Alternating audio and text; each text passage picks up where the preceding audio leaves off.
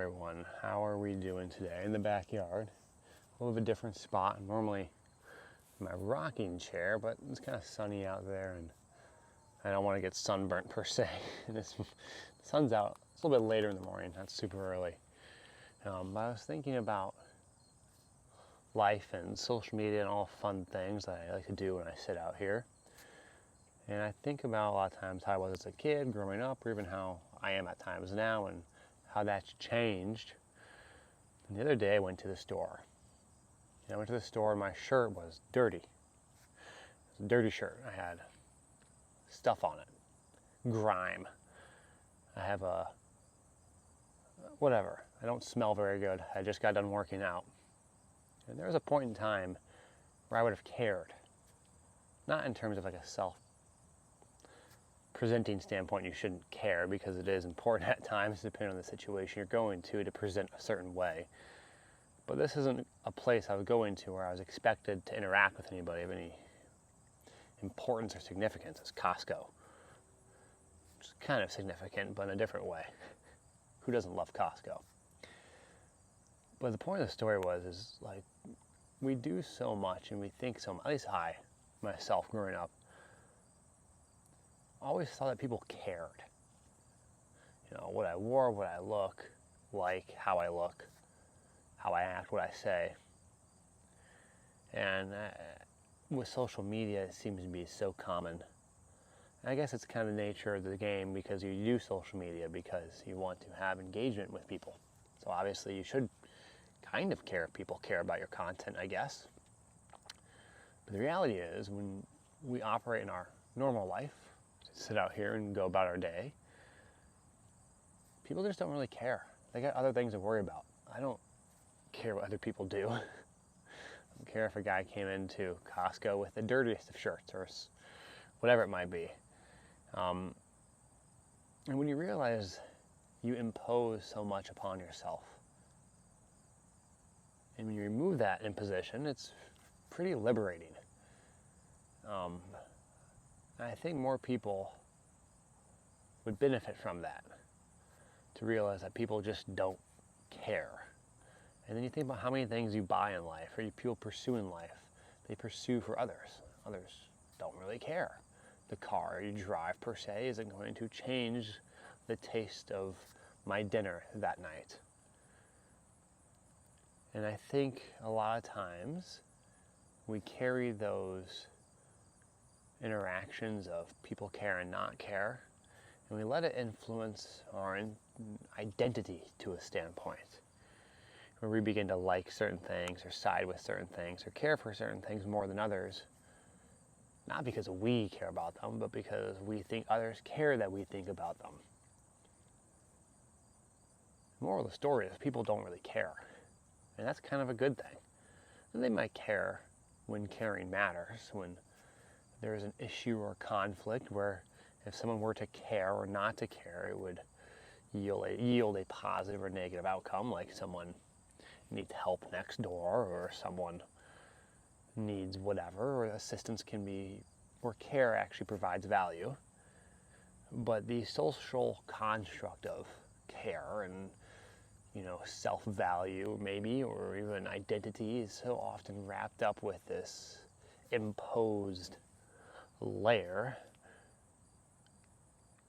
that we kind of get weird when we start to talk about it. And I kind of envision like these videos and someone coming across it who sees it and doesn't know me, or maybe even more so they do know me, and they see it and they'll be like, oh, that's weird, why does he make those videos?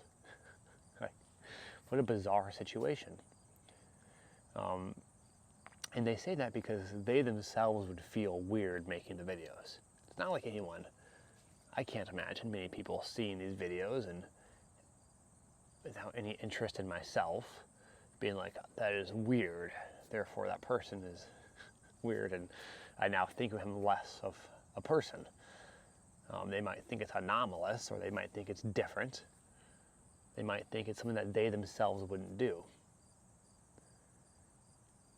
And it kind of ties back to, again, the fact that no one actually really cares. Because we care because we think that others would care, but at the end of the day, not many people actually do. And it's kind of funny because I see someone else, or I envision someone else watching these videos. I envision that, they care. Or I envision that if someone were to see that video, they would care because they'd imagine themselves making the video and then impose the feelings that they would have if they were to make those videos. For example, if I didn't make this video and I came across myself making this video, I'd be like, that's weird, because I'm almost conditioned to think that it's weird. Not that I actually think it's weird. Kind of talking in circles, but I think you get the point. I lift weights, I work out, and one of the things is where if I saw this happen, I totally forgot, I never told the story really. There's a kid who was bench pressing, and he kept trying to bench press, I don't know, let's just say 250 pounds. He'd miss it. His friend would spot him, lift it, and he'd get really mad. He missed it like 4 times in a row. The last one, he just missed it.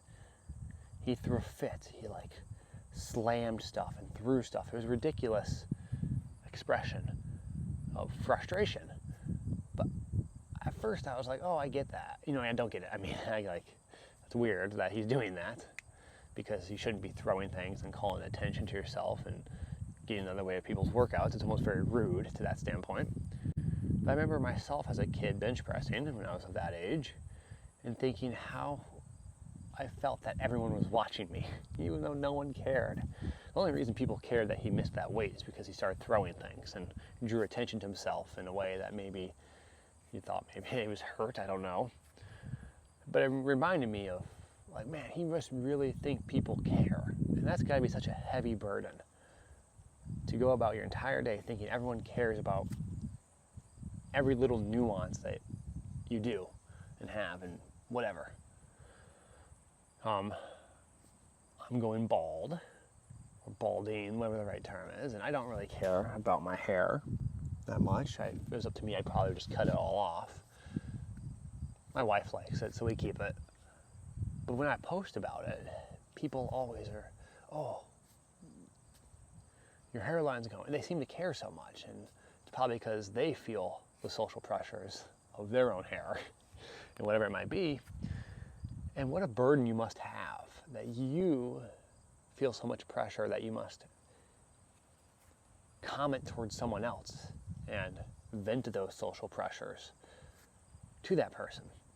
Like, oh, Max is losing his hair. Cut your hair. It looks ridiculous. Or, ha ha ha, you're losing your hair. Because I'd imagine you'd only say that if you yourself, the person commenting, really cared about your hair, their hair, because they felt some pressure to keep it. I wonder how much that carries over to other areas. Because again, I was watching political debates on the other night, a week ago, 2 weeks ago. And you watch it, and it's important to watch whatever political stance you have, to watch everybody involved in politics, because it affects how we operate in this reality. And it just seemed so much of people trying to impress others, like a popularity contest, versus providing you value. It was like, who could be the most quick-witted and who could be the sharpest rebuttal, versus it's like a Twitter debate. It wasn't an actual debate. And it was very bizarre to watch. I don't know if that's how it's always been, because I'm not horrendously old. I haven't seen hundreds of debates. But there wasn't much usefulness out of it, versus you listen to some of these longer form podcasts and people seem to really enjoy them, because it gets to a point where people get so comfortable talking that they're no longer concerned about what others might think. There's no scripted response. The guard is down. And when the guard is down, people have conversation. It seems to be much more relatable, because they remove that burden of worrying about what someone cares about. And then you listen to Joe Rogan, I'm sure you've heard that before, and people are first on the podcast and they're nervous. It kind of takes them a while to get warmed up to a point where the conversation's useful. I myself, in podcasts, I've been on Mind Pump twice, which is a big podcast in the fitness world. And I remember being so concerned with how I sounded the first couple of minutes, 10, 15 minutes. Eventually warmed up and got comfortable, but constantly thinking, oh, did that sound dumb? Was that stupid? And when you sit out here and look at the corn's not gonna care what you dress and what you wear, and providing for your family, not gonna care what you dress or wear as long as you provide. And we ignore a lot of things we really care about and then get so caught up with other stuff. And I think at the end of the day, if you really just surveyed people or polled people or asked people questions, I don't think many people really are that interested in your daily life and what you do. And I think when we see people express themselves that way, there's some level of envy. Not envy in terms of I want, but more like you wish you yourself could do that too in a better way. As a strength coach, you see that a lot in our strength coach culture. You have to act a certain way, be a certain way.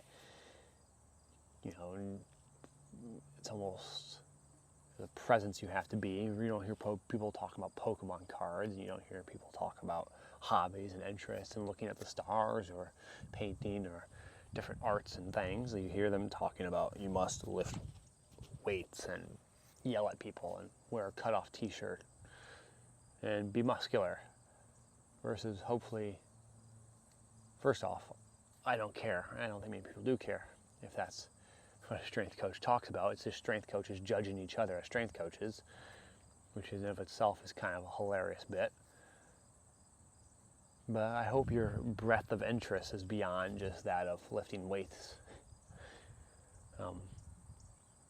And so it's kind of a unique discussion point, and sometimes we try so hard to not care about things that we become this, I don't know, narcissistic is the right word, but we're better than you or more knowledgeable than thou type situation where I think deeper than you, therefore I am smart, which is also an interesting path. It's kind of like that same, I care what people think about me, but just expressed in a different avenue, because you're so interested in telling everyone about your philosophical beliefs and how refined they all are that you want to impress others. And it's just kind of the same narrative spun in a different direction. I'm not really sure where I'm going with all of this, other than it's an observation I've had, and hopefully just caring a little bit less about what you think others think of you. Not even what others think of you. It's not even what they think of you, it's what you think others think of you. Because I don't think people care that much. Especially in the day-to-day. Online, they might act like they care, but I really don't think the day-to-day interactions, I don't think I've ever seen anyone really care what anyone else is doing, wearing, acting, interest, hobbies, likes, desires, whatever it might be, as long as it's not, infringing upon someone else. Maybe you care a lot about, you yourself are so interested in cars, that someone has a nice car and you keep bothering them about their car. I could see how that could be a burden, but other than that, I don't really see it becoming much of an issue. So just some thoughts, and maybe that's naive of me to say. But I put it on YouTube because maybe someone out there might enjoy it, and I kind of put things on YouTube because who knows? So just kind of throw them out there, and I enjoy my job, and I think it'd be interesting to have other conversations about other things, and this is one of the ways I can have a conversation about other things without other people being around. I get to talk to people out there on the YouTube verse. So, oh well. Hope you guys enjoy. I appreciate y'all listening, and take care.